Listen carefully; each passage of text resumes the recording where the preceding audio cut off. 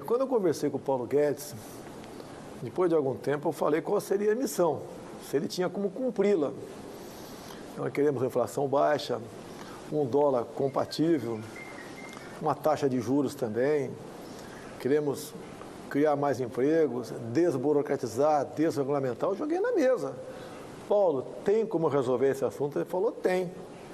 O que você precisa? Eu preciso nomear as pessoas certas para o lugar certo, entre elas o Banco Central. Mas não tem nome. Está na cabeça do Paulo Guedes. O que eu quero é meta. Tá? Eu indico o Paulo Guedes por ser o superministério da Fazenda e Planejamento, para não ter atrito, e ele tem que cumprir essa missão.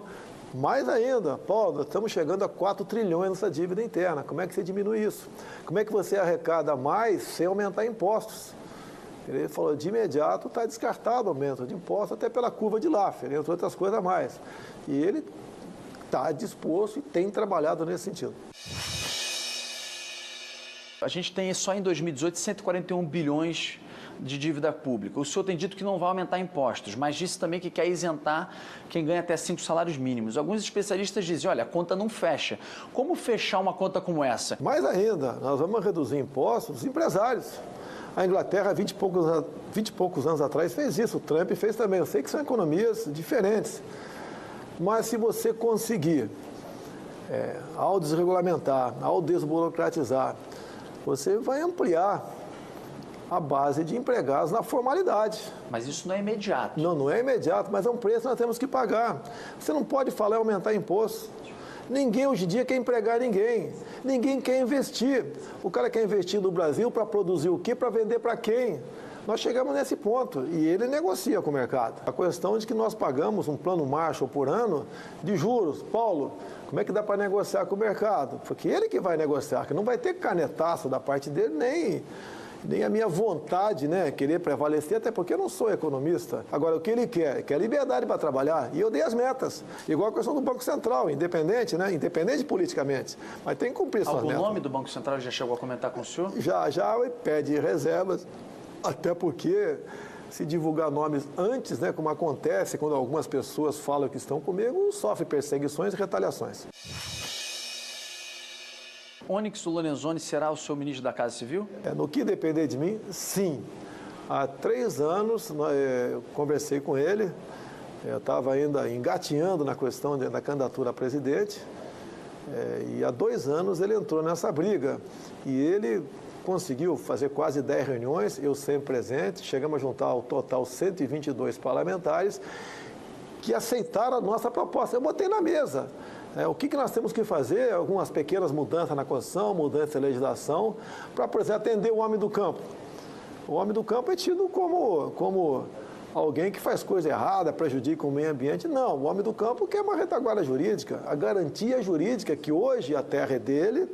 Se alguém invadir amanhã, o Estado vai fazer a reintegração de posse, vai enquadrar o invasor como se fosse terrorista e, mais ainda, eles não querem acordar amanhã com a portaria do ministro da Justiça demarcando a tua fazenda, metade dela, como terra indígena. Não quer isso.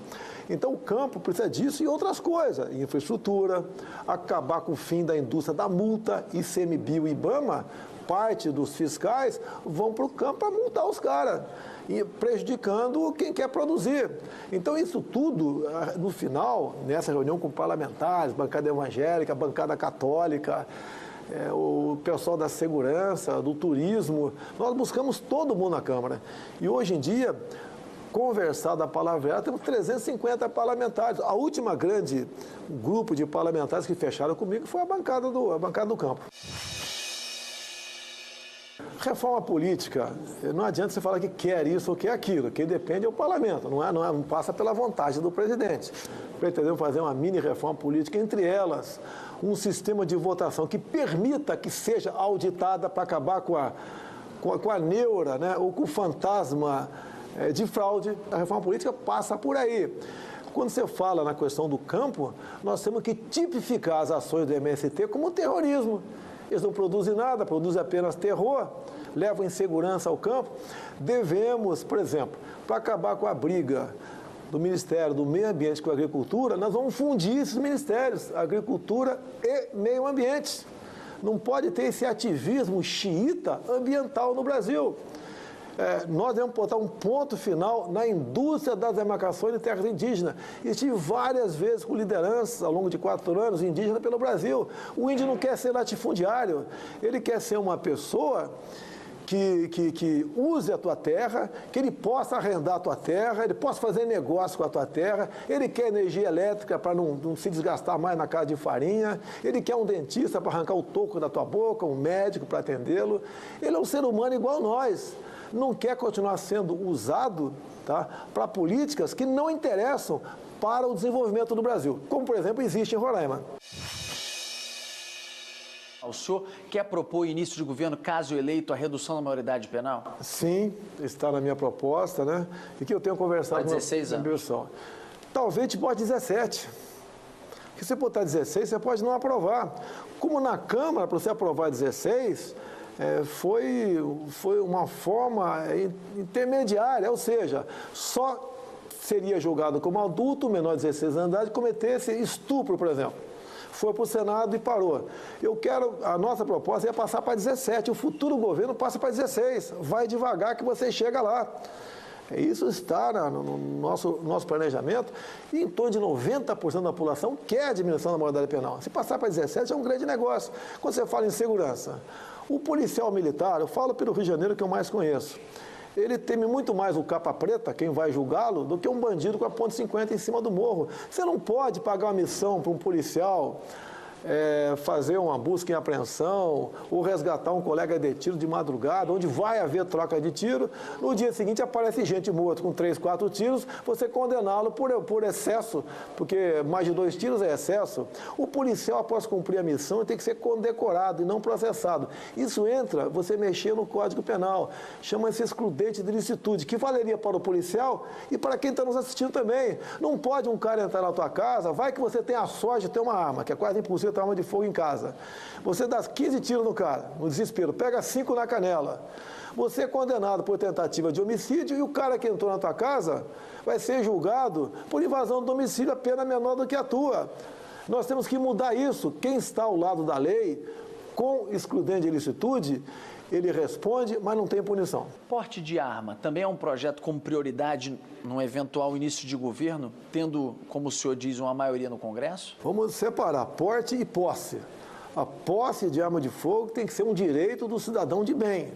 Quem quiser ter uma arma dentro de casa ou dentro da sua fazenda, com alguns critérios, poucos, tem que ter esse direito. E eu digo mais, a arma de fogo, mais que defender a sua vida, defende a sua liberdade, tendo em vista uma proposta de um ditador de plantão.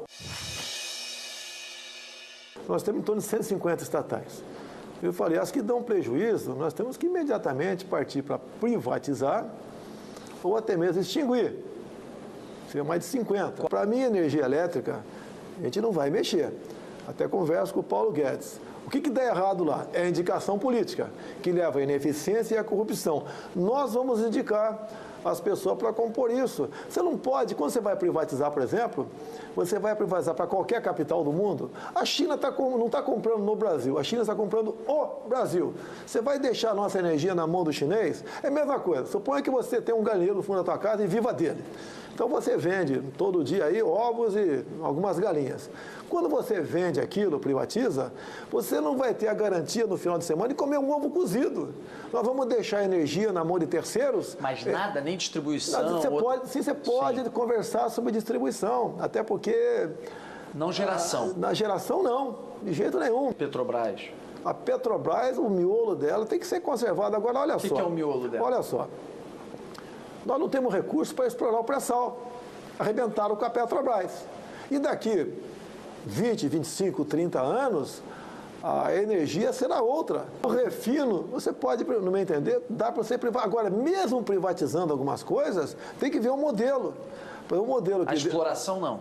A exploração você tem que abrir. Nós podemos ter... Sim, nós temos tecnologia, mas não temos recursos para explorar. Chega para mim informação, cada litro refinado de diesel custa 90 centavos. Não sei se é verdade. E depois a Petrobras bota 150% de mais de lucro e revende. Daí vai para o Brasil. Você bota em média 30% de ICMS. Pô, ninguém aguenta. Ninguém aguenta. Você diminuiria a carga tributária também? Você tem que diminuir essa carga tributária. Você não pode ter uma política predatória no preço de combustível para salvar a Petrobras e matar a economia brasileira. Qualquer coisa no combustível reflete no preço da mercadoria que está lá na ponta da prateleira. Ninguém quer a Petrobras com prejuízo. Mas também não pode ser uma empresa que usa do monopólio para tirar o lucro que bem entende. Repito, faltam-me dados para uma melhor análise sobre isso. Uma vez sendo presidente, a gente vai ter os dados. A proposta inicial do Temer falava, por exemplo, em aposentar o policial militar com 65 anos. Eu conversei com o meu pessoal. Vai ser um fuzil ou uma bengala que o soldado vai usar. Daí você vai na expectativa de vida na Polícia Militar do Rio. São 100 e poucos que já perderam a vida esse ano. A expectativa de vida deles está na fase de 50 e poucos anos de idade. Então você não pode tratar o policial militar, por exemplo, da mesma forma. O das Forças Armadas também tem a sua certa semelhança. O que nós devemos fazer? Onde é que está a fábrica de Marajá? São as incorporações. Você pode ver, você, por exemplo, é funcionário de uma Câmara Municipal, que é muito comum acontecer. Ganha 10 mil por mês, é um baita no salário. De repente, você fica num cargo de comissão de 10 mil. 8 anos depois, você passa para 20. Repete a operação, mais 10 você passa para 30. Vamos acabar com as incorporações no primeiro momento. E vai com calma que você resolve. Hoje em dia, o homem para se aposentar, o grande problema é o serviço público. O resto é combate à fraude e o descaso. Serviço público, o homem se aposenta com 60 anos de idade. Vamos botar 61. Você aprova. Se você quiser já botar 65, mesmo que seja mais na frente, você não vai aprovar. Que a esquerda fazer uma campanha enorme dizendo, por exemplo, que no Piauí, onde a expectativa de vida é 69 anos de idade, dizer que você vai se aposentar no cemitério. Então, se você fizer com calma, devagar, tu chega lá. Não é como muitos querem. Não adianta você querer botar remendo novo em calça velha.